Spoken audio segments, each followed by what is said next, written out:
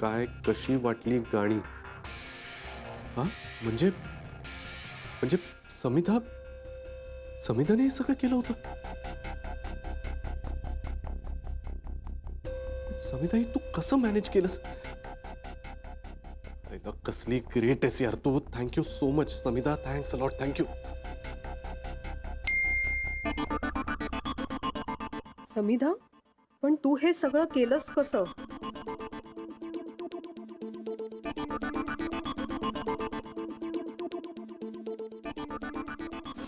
क्या बात है. मग झालं काय? बहिणी अहो तुम्हाला म्हंटल नव्हतं का मी की मी गुरुनाथचं संभाषण रेकॉर्ड केलंय. ती क्लिप आता आपल्याला ऐकता येईल. मोबाईल दुरुस्त झालाय. गुरुनाथला धडा शिकवलाच पाहिजे.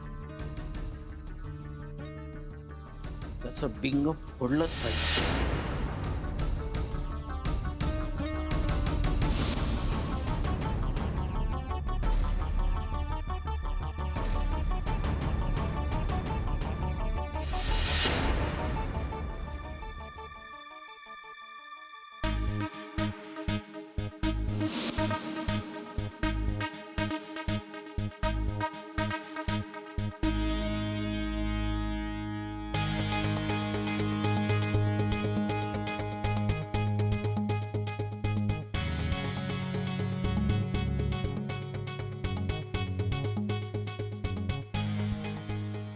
मी तुला पैसे मागितले होते, तू मला पैसे दिले नाही दिले.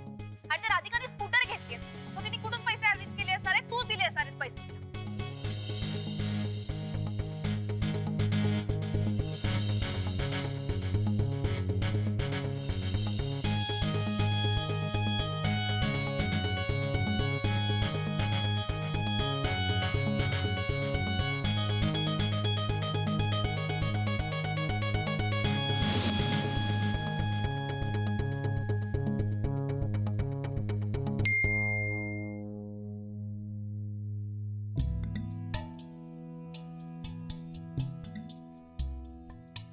आता राधिका आणि बाकीची मंडळी दुरावतील. केडी म्हणाला होता तसं divide and rule. Thank you Samidha. Thank you so much. Thanks a lot.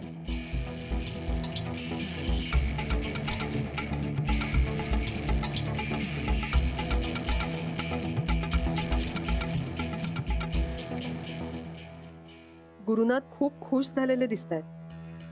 Great. म्हणजे आता मला ऑफिसमध्ये इन्क्रीमेंट, प्रमोशन सगळंच इझी. सुपर.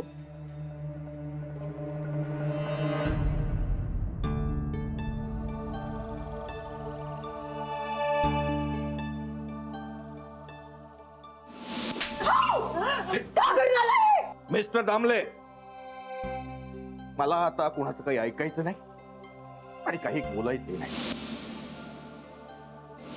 तुम्ही मात्र आता इथून जाऊ शकता. आणि यानंतर तुम्ही नाही आलात ना आमच्या घरी तरी चालेल.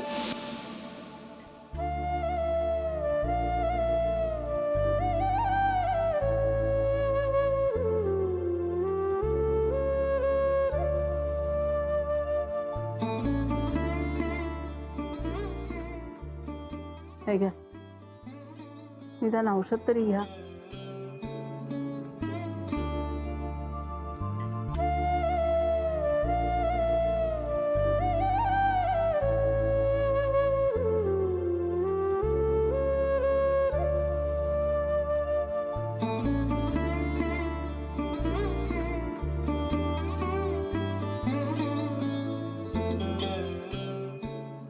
सुभेदार असं वागतील असं वाटलं नव्हतं.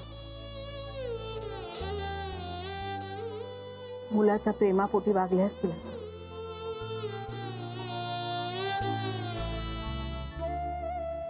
पण मला खात्री आहे एक ना एक दिवस त्यांना त्यांची चूक कळेल. आणि राधिका,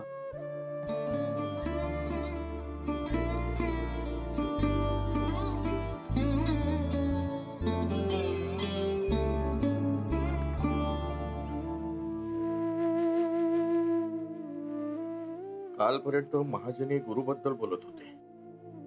आज नानासाहेब देखील.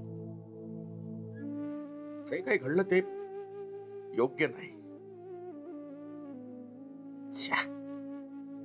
काय चाललंय मला काही कळत नाहीये.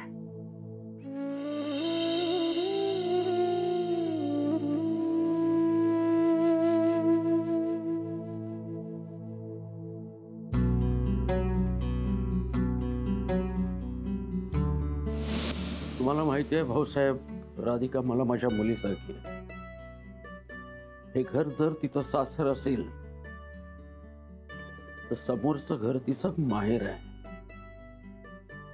आणि तिच्या संसाराचा सत्यानाश होताना मी नाही बघू शकत. तुम्ही मात्र आता इथून जाऊ शकता. आणि यानंतर तुम्ही नाही आलात ना आमच्या घरी तरी चालेल.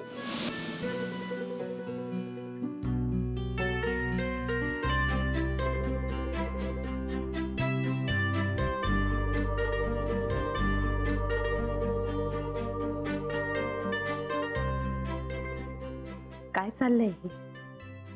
एकीकडे हे बदलले, यांचं वागणं बदललंय, तर दुसरीकडे महाजनी काका, नानाजी हे पण फार बदलून गेले.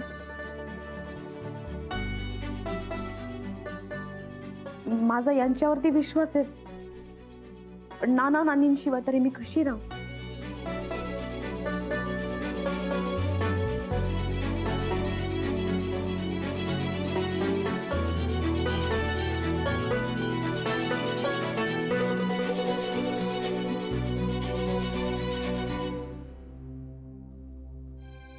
बाबा, तुम्ही अजून जागेच? एवढं सगळं घडून गेल्यावर कोणाला झोप येईल सुनबाई? अगं पण तू पण अजून जागीच आहे.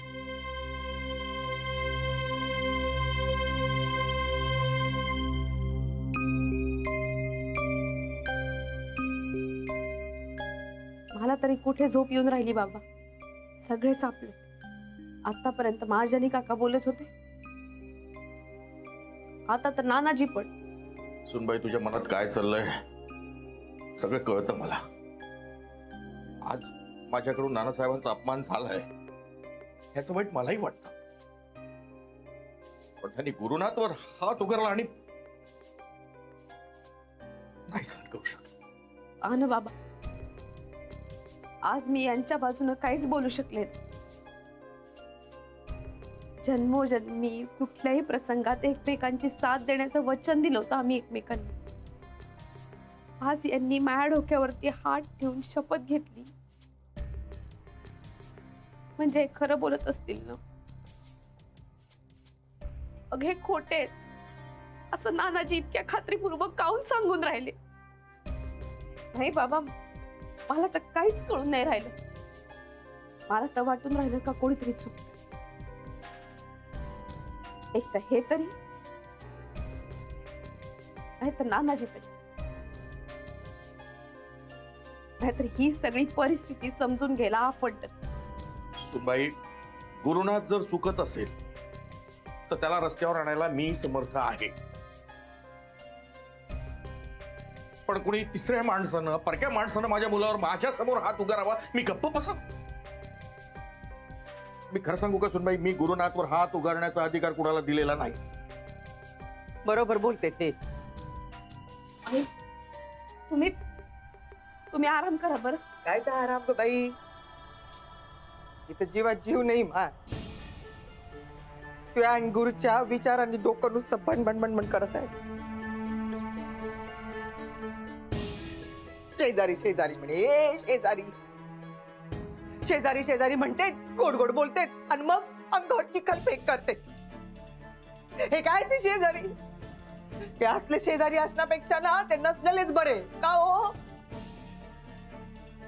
नानाजी असे नाहीये. महाजनी तरी असे होते का? पण आता तर सगळेच काही बाई बोलायला लागले. जो येतो ताने काय देतो, आरोप काय भरतो, शिवीगाळ काय करतो, आता तर मुस्क लेखाच्या मुस्क. हे बरं राधिका, पहिला सगळ्यात पहिल्यांदा आपला संसार असते आणि मग हे बाकीचे सगळे. जाऊ दे बाई, यापुढे याच्याशी संबंधच ठेवायचा नाही. ना तू ना मी ना कोणी. ना याच्याशी संबंध ठेवायचा, ना याच्याशी काही बोलायचं. बस आपलं घर भलं आपण भलं. जे काय व्हायचं असेल ते या 4 भिंतीच्या आत होईल. उगीच परक्याना ना विषय सगळ्याला नको नवीन नवीन. आई अहो पण ते नानाजी हे पाय राधिका, माझ्या मुलावर आता कोणी हात उगारला तर मला सहन व्हायचं नाही. तुला सहन होते का ग त्या नवऱ्याचा सारखा सारखा अपमान झालेला? आवडतं तुला? बस तर मग सगळ्यात पहिल्यांदा आपल्या माणसांना जपायचं असतं आणि मग बाकीचे सगळे.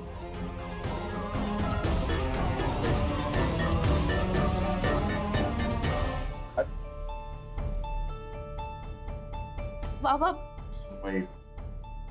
हे बघ, मला माहितीये ती जरा कडक बोलली. तिच्या बोलण्याचं तुला वाईट वाटत असेल, पण सुनबाई तिची भावना समजून घे. अगं गुरुनाथला आपल्या तिघांशिवाय कोण आहे? त्याला समजून घ्यायला नको? या असल्या परिस्थितीत तो जर उद्या मानसिक दृष्ट्या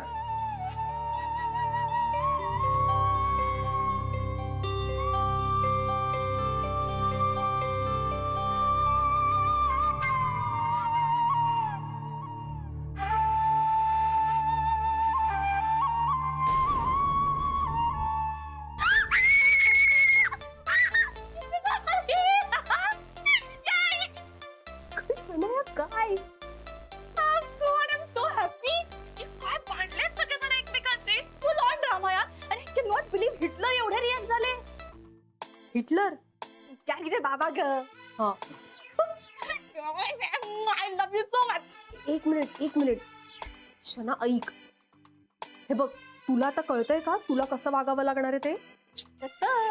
हे बघ, आत्ताच हे सगळं घडलंय ना, त्यामुळे तुझ्यावरती आणि गुरुनाथवरती नाना, नानी आणि महाजनी काका यांची कडक नजर असणार आहे. ओके, सो तुम्हाला दोघांनी फार सावध रीतीने वागायला लागेल, एकदम स्मार्टली. का वेडी आहेस का तू? काहीतरी काय, आता असं काही होणार नाही. तुझं टेन्शन नको घेऊ. पण मला जाम भारी वाटते. Thank you so much. I love you. Shanaya, cut केला फोन. गौरी सॅम पण येडी आहे. आता ते लोक भांडणं सॉल्व्ह करत बसतील ना, आमच्यावर का नजर ठेवतील उगाच? Gary, your ऐकाव. अथर्वा, बाहेर येऊन राहिला ना? ये बरं लवकर. राधिका, तुला सोडू का जाताना? नाही, मला निघायला वेळ आहे. तुम्ही जा पुढे, मी येईन नंतर माझी.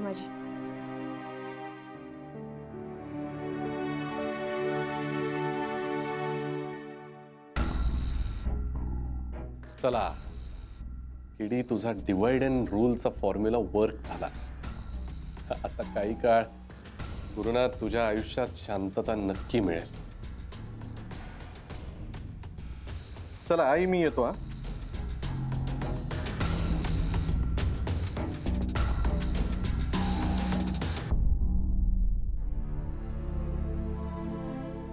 आई, अगं येतो म्हणालो मी. हो.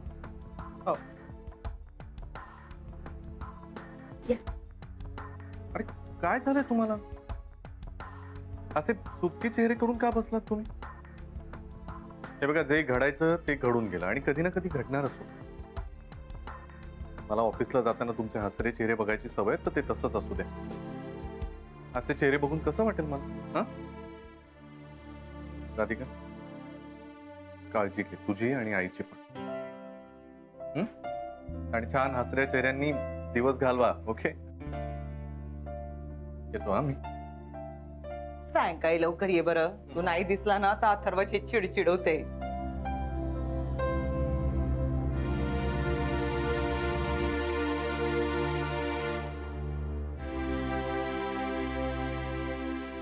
सावकाश जा.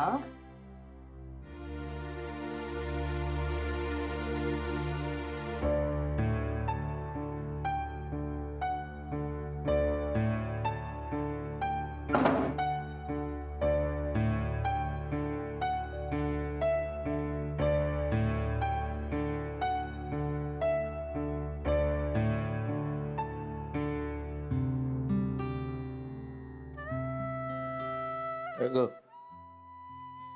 दरवाजा बंद केला ना तुला बघून? आज इतक्या वर्षात आपल्याला बघून राधिकाच्या घराचा दरवाजा असा बंद नव्हता झाला कधी. तुला फरक कळत नाही का भारती? हा दरवाजा इतरांसाठी नाही, आपल्यासाठी बंद झालाय. इतक्या वर्षाचं नातं एका झटक्यात संपवलं. इतकं सगळं झालं पण राधिका भेटायला काही आली नाही बघ. ती नाही आहे ग तशी. तिला वाईट वाटत नसेल का ग?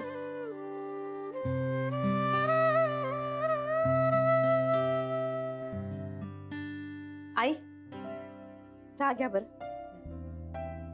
आई आज पोहे फारच छान झाले होते. हा नानाजींना तर खूपच आवडले असते.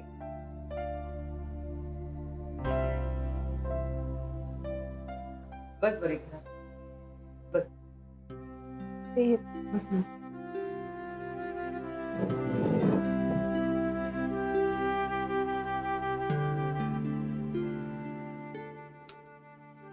चुकून त्या मनाची तडफड कळते मला.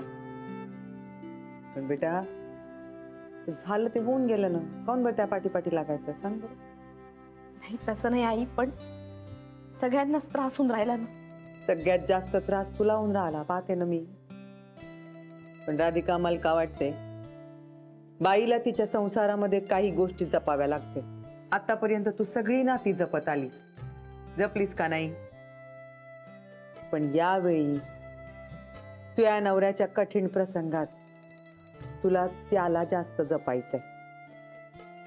ते जास्त महत्वाचं आहे. शनया भैताडीतून निघून गेली ना की निम्मे गलतफहमी दूर होईल. तू पाहिलं ती आधी घर? हो आई, पाहून राहिले. पा बाई, पाठवून दे तिला. सगळं व्यवस्थित होईल.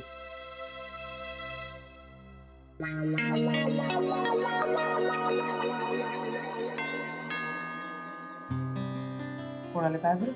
पाहत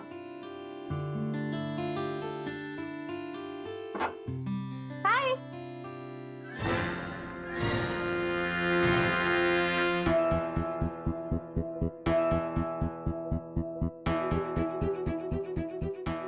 शन्या तू काहून इथे आली?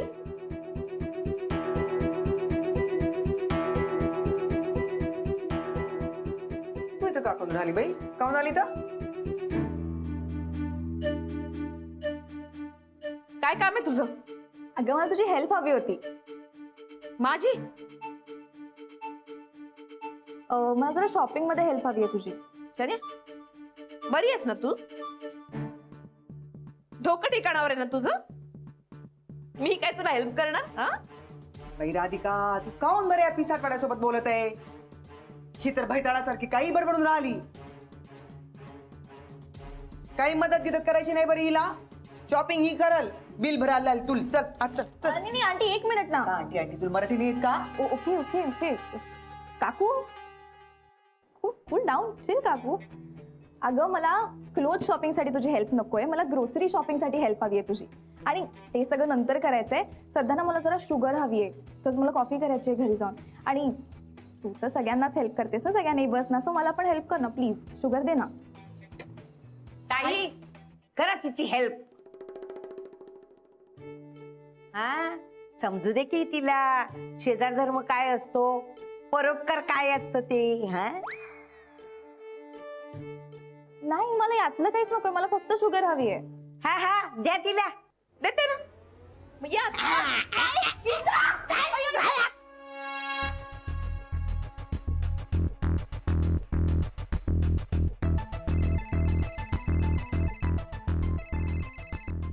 हा बोल. गुरुनाथ खूप मोठा प्रॉब्लेम झालाय. काय काय काय काय झालं? सनया तुमच्याकडे साखर मागायला गेली होती आणि तेव्हा तिला बकुळा आणि राधिका आंटीने आत खेचून घेतलंय. साखर आणायला घरी कशासाठी? हो तर ती नाही मला माहिती, पण इश्यू असा आहे की ती हेल्प हेल्प असं खूप जोरजोरात ओरडतीये आणि मला खूप भीती वाटते. मी आत नाही जाऊ शकत आहे तिची मदत करायला. तुम्ही कुठे आहात? मी पार्किंग मध्ये. थांब थांब, मी आलोच लगेच. यार या शनाने काय घोळ घालून ठेवलेत नवीन आता.